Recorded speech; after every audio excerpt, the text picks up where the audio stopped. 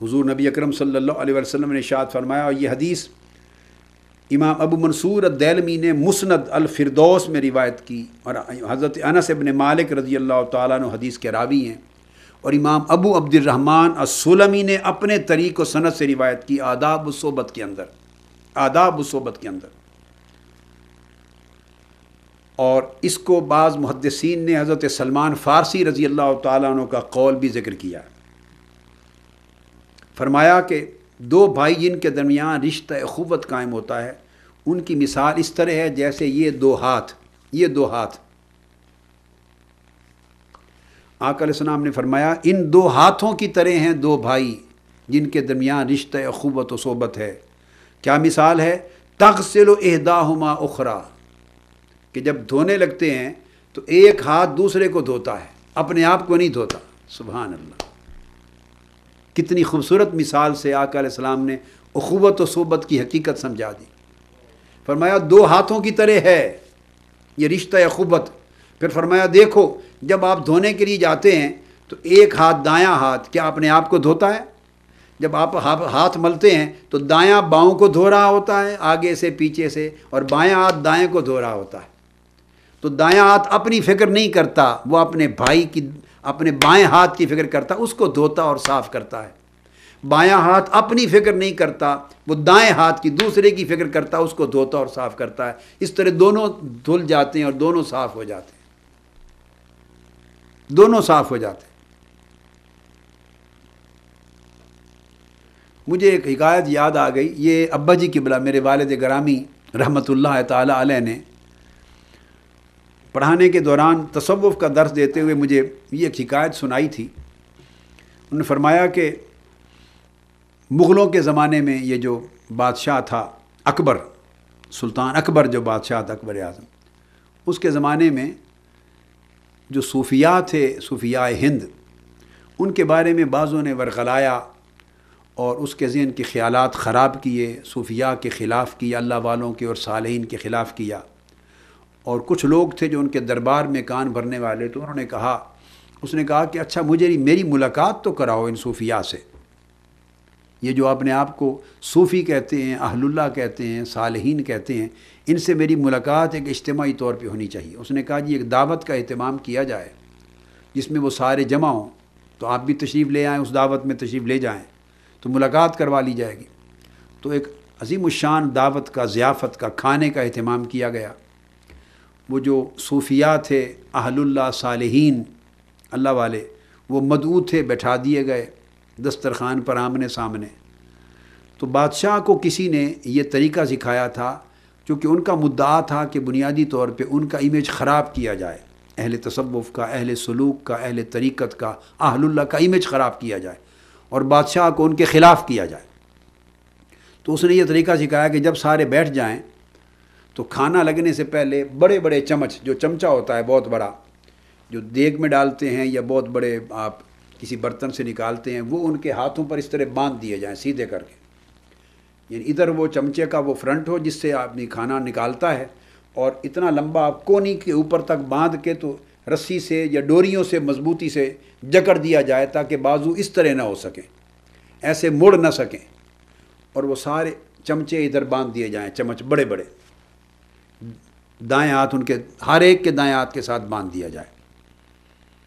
بٹھا دیا جائے، کسی کو کچھ خبر نہیں کہ یہ سب کچھ کیوں کیا جا رہا ہے۔ تو جو وہ بیٹھ گئے تو بادشاہ سلامت نے حکم دیا تو ساروں کے ہاتھوں کے ساتھ بڑے بڑے چمچ باندھ دیے اس طرح سامنے، اب کسی کے ہاتھ موڑ ہی نہیں سکتے، اب کھا بھی نہیں سکتے۔ واقعہ یہ ہوا کہ دراصل اس سے پہلے دوسرا طبقہ جو علماء سو تھے، علماء سو، شر اور فساد پیدا کرنے والے، جو حقیقت میں علماء نہیں ہوتے اور صاحبان علم اور علماء کہلانے کے حقدار نہیں ہوتے، مگر چونکہ علم پڑھتے ہیں، علم کے دعوے دار ہوتے ہیں، تو ان کو علماء سو کہہ دیا جاتا ہے۔ یہ لوگ جنہوں نے شر بپا کیا اور اہل اللہ کے خلاف سازشیں کی، تو پہلی دعوت ان کی گئی تھی فی الحقیقت، اور انہوں نے اس دعوت میں بادشاہ کے کان بھرے، صوفیاء کے خلاف شکایتیں کی، غیبتیں کی، چغلیاں کی، بدنام کیا۔ بادشاہ نے سن لی بات، اور اس میں طے کیا کہ ان کو بھی ایک دعوت پہ بلایا جائے اور ملاقات کی جائے ان سے طے کو۔ جب کھانا آیا تو کسی عقل مند سمجھدار وزیر نے بادشاہ کو یہ بات بتا دی کہ ان کے ہاتھوں پر بھی اس طرح چمچ باندھ دیں۔ تو وہ جو علماء سو تھے، شر پسند علماء، فتنہ گر جو لوگ تھے، جو حقیقت میں علماء نہیں تھے، جو صالحین کے مخالف تھے، اولیاء کے مخالف تھے، اہل اللہ کے مخالف لوگ تھے، دنیا پرست تھے، ان کے ہاتھوں پر اس طرح چمچ باندھ دیے گئے سارے۔ اور جب چمچ باندھ کے بٹھا دیا گیا آمنے سامنے تو پھر کھانا لگ گیا، دیگیں آ گئی، شوربے کے بھرے ہوئے ڈونگے آ گئے، سالن آ گئے، چکن آ گئے، روٹیاں، بریانی، سب کچھ لگ گیا۔ اب اس کے بعد انہیں کہا گیا کہ کھانا کھاؤ اور بلا تاخیر شروع کر دو، اور چمچ کھولنے نہیں ہے، زور سے ٹائٹ کر کے باندھ دیے گئے۔ اب ہر ایک نے وہ چمچ کے ساتھ سالن اٹھایا، ڈونگے میں ڈالا یا دیگ میں ڈالا، اس میں چمچ میں وہ سالن، شوربہ، گوشت جو بھی ہے وہ اس میں آ گیا، اور چونکہ ہاتھ تو بازو تو موڑ نہیں سکتے تھے تو اس طرح آہستہ آہستہ آہستہ کر کے اوپر لے گئے، اپنے منہ کے اوپر ایک نشانہ بنا کے، اور وہاں سے تھوڑا انگلیوں کے ساتھ الٹا اور منہ کھولا تاکہ منہ کے اندر آ کے گرے۔ تو اس طرح وہ سارے گداڑیاں خراب ہو گئی، منہ خراب ہو گیا، ان کے جبے کبے خراب ہو گئے، چہرے سارے شوربے کے ساتھ سب تباہ ہو گئے، اور ان کا یہ ایک عجیب تمسخر بنا اور تضحیک ہو گئی۔ اب انہوں نے کہا اپنا حال دیکھ کر کہ انہوں نے طے کر دیا تھا کہ صوفیاء کو بھی بلایا جائے، تو صوفیاء بھی آ گئے، یہ دوسری مجلس ہوئی، ان کے ساتھ بھی وہی کیا، باندھ دیا گیا۔ اب ان کا خیال تھا ان کا بھی حشر ہوگا، تو چلو اگر ان کا امیج ہمارے اگر بہت برا نہیں ہوتا تو ہمارے جیسا تو ہو ہی جائے گا نا۔ تو جب اس نے چمچ باندھ دیے ساروں کے تو ان کی باری آئی، تو وہ صوفیاء تھے، انہوں نے اخوت و صحبت کا درس لیا ہوا تھا، اخوت و صحبت میں پلے ہوئے تھے، ان کا خمیر اخوت و صحبت سے بنا ہوا تھا، ایثار سے بنا ہوا تھا خمیر۔ تو سب کو جب کھانے کا لیے امر آیا کہ کھانا کھائیں، تو سب نے کھانا وہ اپنے چمچ میں لیا اور دوسرے سامنے والے بھائی کو پیش کیا، آپ تناول فرمائیں۔ تو اس نے دوسرے کے منہ میں ڈال دیا سیدھا، اس نے سالن لیا کھانا اور سامنے والے سے کہا آپ تناول فرمائیں، وہ ایک دوسرے کو کھلاتے رہے، عزت کے ساتھ سارے کھا کے اٹھ گئے، نہ کسی کے کپڑے خراب ہوئے نہ چہرے خراب ہوئے، باعزت کھا کے۔ بادشاہ کو سمجھ آ گئی، اس نے کہا کہ یہ شر پسند لوگ ہیں، فتنہ گر تھے، ان کو کیا خبر یہ کتنے مہذب اور اعلیٰ اخلاق والے لوگ ہیں۔ یہ ایثار اور حسن اخلاق اور ایثار اور اخوت و صحبت کا جو پوری ان کی زندگی ہے، دوسرے پر اپنے حق کو قربان کر دینا، دوسرے کے حق کو اپنے حق پر مقدم جاننا، اس نے ان کو جس طرح دنیا میں باعزت رکھا اس طرح آخرت میں بھی باعزت رکھے۔ تو آقا علیہ السلام نے فرمایا کہ قیامت کے دن سب سے بڑھ کر میرے قریب بیٹھنے والے وہ لوگ ہوں گے جن کو اللہ تبارک و تعالیٰ نے اچھا اخلاق، حسن اخلاق عطا کیا، اور جن کا آپس کا رشتہ الفت، مودت اور صحبت پر مبنی۔ پھر آقا علیہ السلام نے فرمایا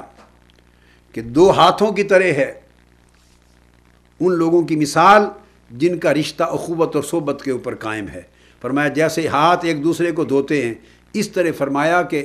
اللہ کی عزت کی قسم دو مومن آپس میں نہیں ملتے، جب بھی دو مومن آپس میں ملتے ہیں جن کا رشتہ اخوت و صحبت پر مبنی ہوتا ہے تو وہ ایک دوسرے کو فائدہ پہنچاتا ہے، ایک دوسرے کو نفع پہنچاتا ہے۔ اس حدیث کے بیان میں مجھے وہ حکایت یاد آ گئی جو میں نے سنا دی آپ کو۔ اس حکایت میں بہت سبق ہے، بہت بڑا سبق ہے۔ تو فرمایا جو مومن جب آپس میں متعلق ہوتے ہیں، جب ان کا رشتہ قائم ہوتا ہے تو ان کی پوری زندگی اس طرح گزرتی ہے کہ وہ ایک دوسرے کو ہی فائدہ پہنچاتے رہتے ہیں، ایثار کرتے رہتے ہیں، اور اس ایثار کے ذریعے اللہ ان کے مرتبے کو بلند کر دیتا ہے۔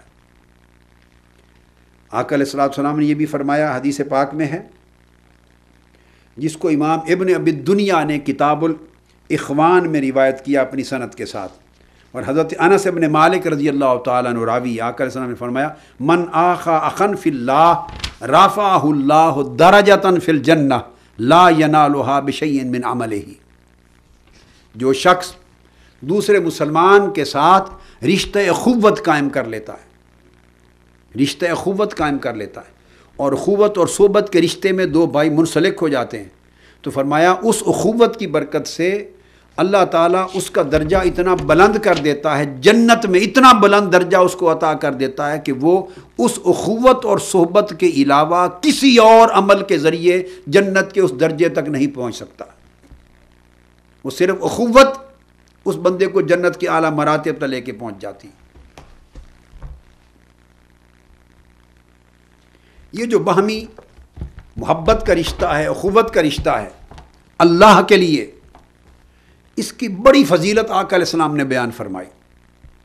جو باہمی محبت کرتے ہیں لوگ، صرف اللہ کے لیے محبت کرتے ہیں، یاد رکھ لیں یہ معمولی عمل نہیں ہے، بڑا عظیم عمل ہے۔ اس کے فضائل حضور علیہ السلام کی زبان اقدس سے سنیں اور سمجھیں کہ اس عمل کی برکتیں، اس عمل کی فضیلتیں کیا ہیں۔